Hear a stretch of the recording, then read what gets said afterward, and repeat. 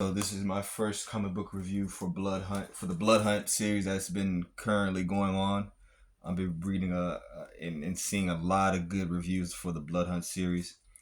I'll be talking about or not really talking about, just kind of giving um my opinion and thoughts on Blood Hunt 1, 2, and because I have number 3, I was just gonna open it outright and read it, but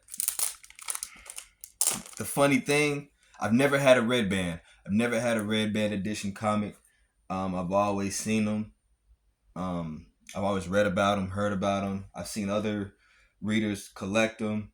I've seen red bands from the 80s go for, thousands of dollars. So this is my first one. It wasn't too crazy expensive to go and buy this. You can get this at I'm not too sure you can go and get it at a local comic book store anymore, but you can probably find any of the Red Band series of Blood Hunt. You probably got to find it online, I'm not gonna lie, because quick backstory on this. So I actually have an ongoing subscription with the comic book store that I shop with, and I had on order Blood Hunt number 2 and Blood Hunt number 3. But the thing with number 3 was it was just an original copy. It wasn't the Red Band edition. So when I got to the store and I saw that my subscription didn't have the Red Band number 3, I looked on the shelf, and lo and behold, there was the Red Band. And I asked the lady to swap out the the original with the Red Band. So I get home, and that's not all I got. I got a couple other more comics that I picked up, some new editions. I'll probably be covering. I got Spider-Man, Shadow of the Green Goblin 2 and 3 that I'll be doing a cover on as soon as I read 2 and 3. I got a couple of Supermans in there. But anyways, don't want to get too off topic. Yeah, my first Red Band. I get here, and like I said, I was gonna open it up and read it, but man, this is kind of the craziest part that really got me. I've never had a comic, so special that it comes with, another plastic. Like, it already has a board and bag with it. That's already special to me as is, because it protects the comic. It adds value to the comic so it doesn't get damaged or anything. But this one it takes the cake. I acquired this on the 12th, the day it came out. Oh, and I got Deadpool and Wolverine issue number 2. But yes, I acquired this on the 12th, the same day it came out. Grabbed it from the comic book store straight after work. Came home, read a bunch of other comics, and then I get to this one, and I see that it's got the warning, the appropriate audiences, explicit content, and I have to say if you're a comic book person like me, and you follow comics, or if you're a nerd that follows anything of interest to you and you're knowledgeable about it, whether it be comics, wrestling, cars, whatever you do, I feel like you have to, you got to be on the up and up. You have to be on the up and up. Whether you buy them or you don't. I look at comic books online every day. I write them down. I might not ever buy them. If you look at my Amazon cart, I have maybe $400 worth of comic books in there of just different collections. I might buy some of them. I might not. It's just the fact of I'm putting that energy into the fact that, hey, this is my passion right here. This is what I love to do, and that's what I'm looking at. Yeah, whatever, man. But I'm just saying,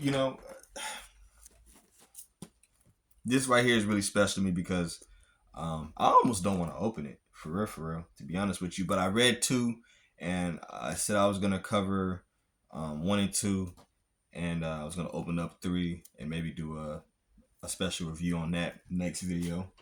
But if you're looking for, like I said, if you're like me and you're a nerd about your comics, or you're a nerd about anything, you got to stay on the up and up. I feel like that's a must, so that way when you out here in the streets and somebody you run into somebody that's into the same shit you into, and they quiz you on something, it comes up in conversation. You don't want to be like, nah, I don't even know what that is. Like, nah, you gotta stay on the up and up. I walked in the comic book store today. I picked up these comics, and I don't have any of the new Ultimate series that's in current run right now, but I've been reading up on it, and it just so happens a dude walked in the comic book store picking up his subscription, and I was looking at the Ultimate Spider-Man comics that were coming out, and we sat there and we talked for about 5-10 minutes. And I told him I don't have any of the new Ultimate comic books that have just come out, but I'm always researching. I'm always looking at on YouTube and just trying to stay on the up and up, because when you're in that niche, it's a very small niche, or niche, however you pronounce it. It's a very small niche of people that are really interested in the stuff that I'm interested in when it comes to comic books, and when it pertains to superhero content, or when I talk about wrestling, or whatever.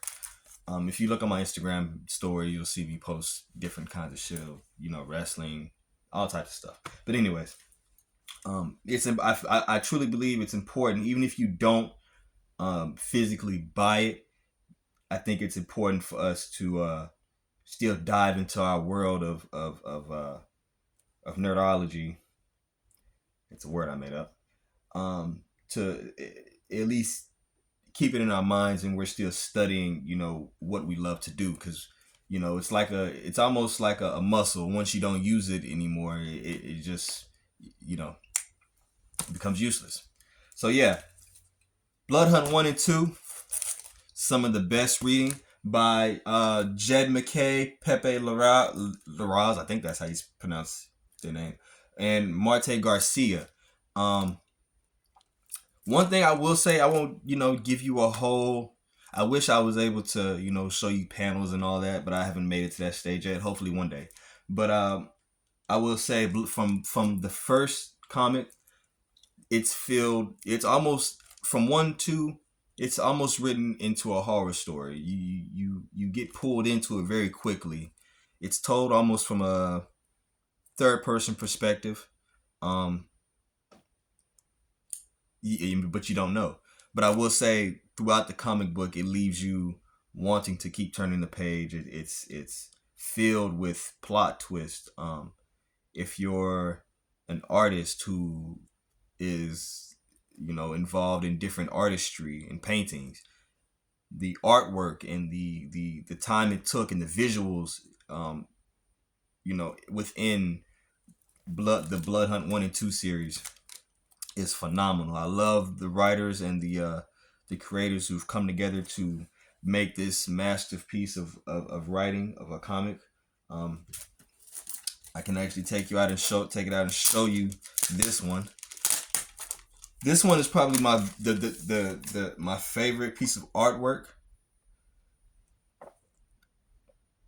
because you see different Avengers being taken down. Hopefully I'll get it in the camera right. But you got Iron Man, Spider-Man. You see Vision up here just getting fucking obliterated. Wanda, Thor, Iron Man fucking getting obliterated again. Just great artwork. But I will say, I won't give it away, but the villain is on, and I'm pretty sure you can go anywhere to, find out, who the villain is, because this comic book is, it came out like a month or two ago, so the cat's out of the bag already. So yeah, but the villain of the whole story is actually on the cover. I can't say who, but that's how that goes. So between number 1 and number 2, and there's a crazy picture of Thor getting like impaled within the first one, that I think is just beautiful work. So yeah, I think this is probably one of the best events that I've been a part of. since I've started reading comic books. I don't know too many um, horror events that they have like this, but I can surely tell you that this Blood Hunt event is going to be one that is talked about for years to come, and it's probably going to be. I'm not gonna lie, some of these I know for a fact the Red Band edition will be worth some money one day, or maybe the whole series. You never know. But before I end the video and continue to read Blood Hunt, I want to express, my love and my gratitude that I have for comics. For people that know and for people that don't know, I had a son that passed away when I was about 25 years old. So that would be about 4 years ago. Birthday was in April, and his name was Josiah. And I don't want to give too many details, because I want to keep it lighthearted. And I don't want to make this one of those videos where it's just me asking for pity or trying to throw a pity party, because it's not. This is me showing people how through the years I've coped with my mental health, and how, me expressing, the fact that this is who I am, and the fact that I'm using comics as a healthy outlet to express that, because I could have chosen, and I have chosen different paths of dealing with it and coping with it, but it only lasts for so long. So whether you're an 18-year-old kid and you have a lot of emotions you don't know how to deal with, you don't know how to speak to about it, I always tell people you can always journal. You can always reach out. There's always somebody you can reach out to, but that's not the focal point of this. The focal point in this is that, I've suffered traumatic losses. Not only have I lost my only son, but I lost my mother when I was 22 or 23 years old. And through the time, I've been able to grasp onto things, to not just things, but a culture that is bigger than me, and takes my mind off of the sadness that this world brings. Because one thing that comic books and superhero content gives me as a whole, a peace of mind that this is always here. This is a place where it's almost a safe space that I can go to after work. Hell, I just had a bad day at work today, and I come in here and I can sit down and read my comics and just get lost in the day, and forget about what happened at work. Take the lessons from work and apply it to tomorrow. But ultimately, I'm not letting that control my day. But yes, for anybody that's suffered traumatic losses or is fighting a mental battle, I'm not saying that I have figured it out or I have the ultimate answer, but what I am saying is that I'm finding ways to help better my mental health every day. I'm not sitting here saying that I'm perfect or that I'm a saint or I'm, whatever, but I am saying that I'm trying every day to be better. And how I'm being better is applying what I learn and what I read in comic books to my everyday life. And I'm not saying that it's every comic book, every superhero that I'm applying to life, but it's more so the lessons that I pull from it.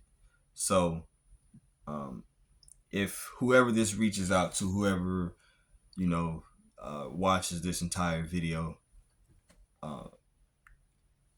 stay inspired through what you do, whatever you're passionate about. You might have a job that you absolutely hate going to, or that you dread going to.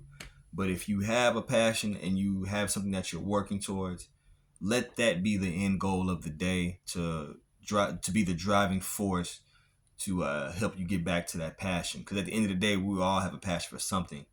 But it's all about who's willing to get out here in the real world and work to fund that passion. So I'll leave y'all with that. Thank you for tuning in to the Nerdologist page. I'm going to finally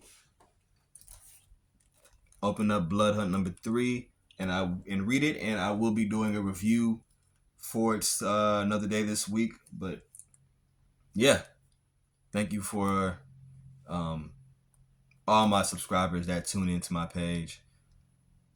Stay inspired, find your passion, thug it out.